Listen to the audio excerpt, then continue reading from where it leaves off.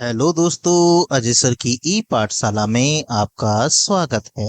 आज का हमारा विषय है पूर्ण संख्याओं पर गुणा के प्रगुण यानी नियम। मतलब पूर्ण संख्याओं के लिए हम गुणा के नियमों को सीखेंगे। सबसे पहले आता है संवरक प्रगुण यानी क्लोजर प्रॉपर्टी। उसके बाद क्रम विनिमय प्रगुण यानी कोमिटेटिव प्रॉपर्टी। उसके बाद आता है गुणा का साहचर्य प्रगुण यानी एसोसिएटिव प्रॉपर्टी। उसके बाद तत्समक अवयव यानी कि मल्टीप्लिकेटिव आइडेंटिटी। उसके बाद गुणा का योग पर वितरण यानी कि डिस्ट्रीब्यूटिव प्रॉपर्टी। उसके बाद घटाने पर भी गुणा का वितरण नियम, इसे भी डिस्ट्रीब्यूटिव प्रॉपर्टी बोलते हैं। चलिए इन सभी नियमों को बारी बारी से समझें। सबसे पहले पूर्ण संख्याओं को ध्यान से देखिए। ये जीरो से शुरू होती हैं। 0 1 2 3 4 5 और अनंत तक जाती हैं। आइए इन्हीं संख्याओं पर गुणा के प्रगुण समझते हैं। सबसे पहले आएगा संवरक प्रगुण यानी क्लोजर प्रॉपर्टी। इस नियम को लगाने के लिए हमें दो संख्याओं की जरूरत पड़ती है। उन दोनों संख्याओं की गुणा करने पर अगर आंसर पूर्ण संख्या ही आया तो हम कह सकते हैं कि गुणा के लिए संवरक नियम लागू होता है। यहाँ पर a एक संख्या है, b भी एक संख्या है। दोनों की गुणा करने पर अगर आंसर हमारी कोई पूर्ण संख्या ही आया तो ये संवरक नियम लागू हो जाएगा। चलिए एग्जाम्पल से देखते हैं। मानकर चलिए हमारे पास एक संख्या है 2 और एक संख्या है 3। अब 2 की हमें गुणा करनी है 3 के साथ।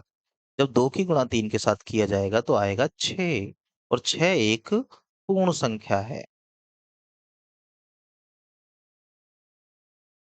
कोई दूसरा एग्जाम्पल लीजिए। मानिए आप 5 की गुणा करना चाहते हैं 6 के साथ।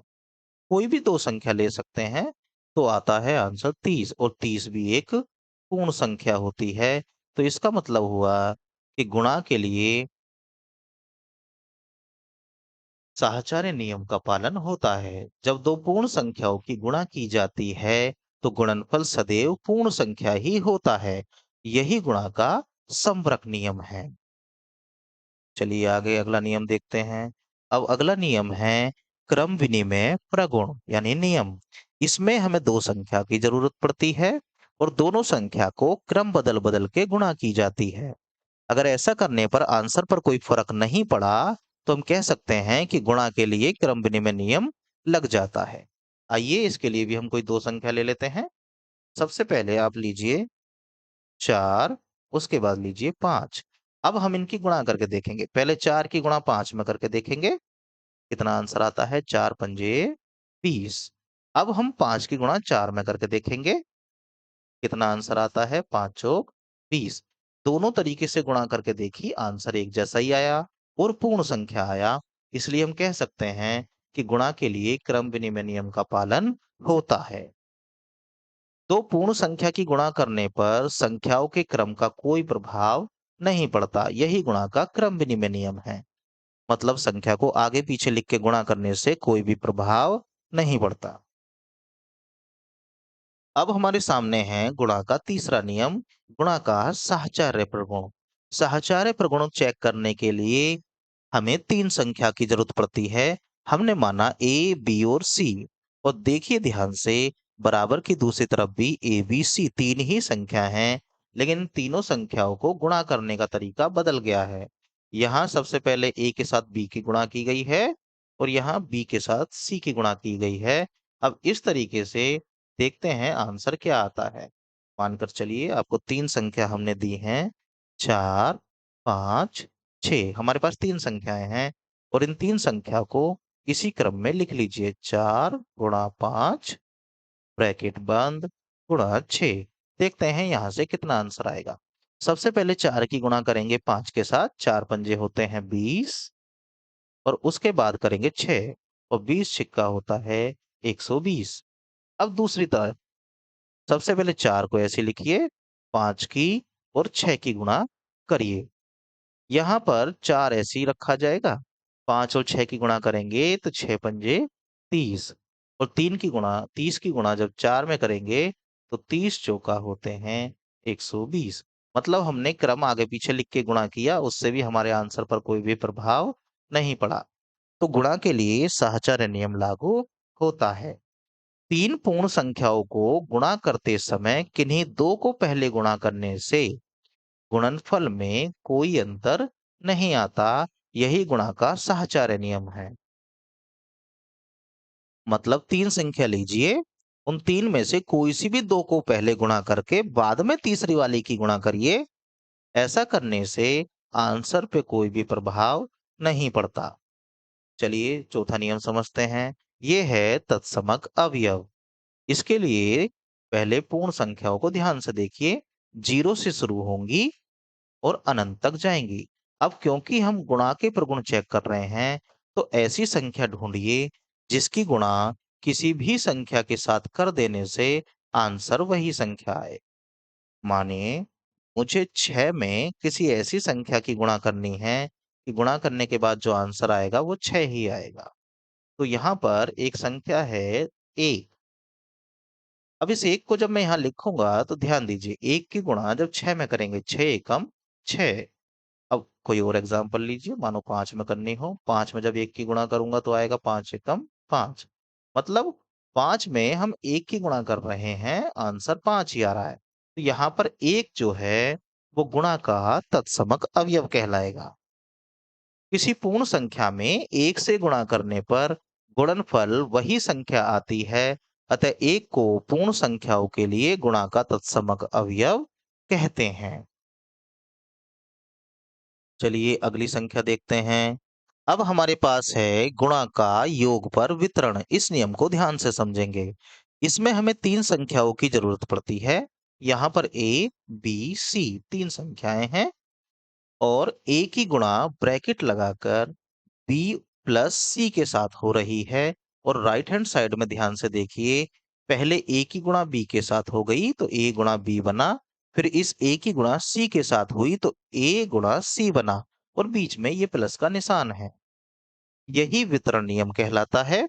आइए इस नियम को किसी एग्जाम्पल से समझते हैं।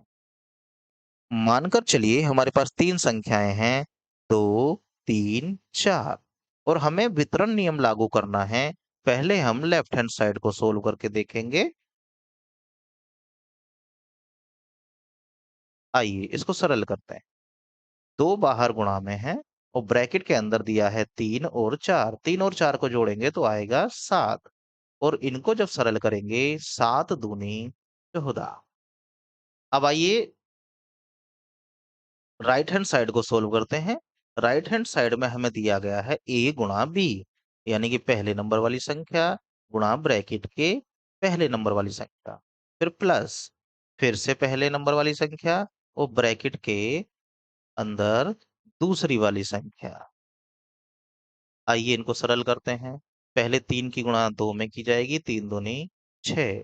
फिर 4 की गुणा 2 में की जाएगी, 4 दूनी 8। और 6 और 8 जब जुड़ेंगे आपस में तो आएगा 14। यानी कि दोनों तरीके से जब हमने सरल किया, आंसर हमारा एक जैसा आया। तो इसी को गुणा का योग पर वितरण कहते हैं। पूर्ण संख्याओं में गुणा योग पर वितरित होती है, यानी कि गुणा का वितरण नियम लागू होता है। आइए अगला नियम देखें। गुणा का घटाने पर वितरण। अब हम गुणा का घटाने पर वितरण देखेंगे। संख्या हमें 3 चाहिए अभी भी। यहाँ संख्या देखिए ए, बी, सी और इस बार बीच में माइनस का निशान है। तो यहाँ पहले ए की गुणा बी के साथ की गई तो ए गुणा बी आया, फिर माइनस का निशान लगाया। फिर ए की गुणा सी के साथ की गई तो ए गुणा सी आया। आइए इस नियम को किसी एग्जाम्पल से समझते हैं।